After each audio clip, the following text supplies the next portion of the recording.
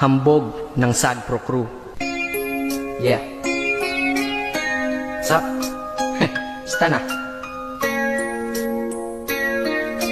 May sinulat ako tungkol sa'yo, tungkol sa akin, tungkol sa ating dalawa.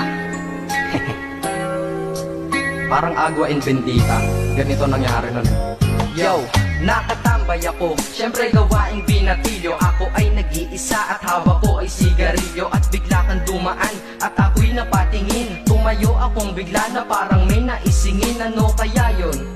Siguro numero, di ko alam ang gagawin. Bigla akong natuliro, huminga ko ng malalim, ang loob nila kasal. Ang nadadamang kaba sa katawan nilang pasan. Itinanong sa'yo, miss, teka lang, anong pangalan mo? Sabi mo naman, bakit tatano naman sa'yo? sabi ko ulit sa'yo, gusto ko lang malaman, baka pwede naman ate sa'yo makipagkaibigan. Ang sagot mo sa'kin, Susi lang naman pala eh. Walang problema doon, basta't nandiyan ka lang palagi. Pag ako'y nalulumbay, maaasahan ba kita? ang sagot ko sa iyo, syempre naman, ako pa.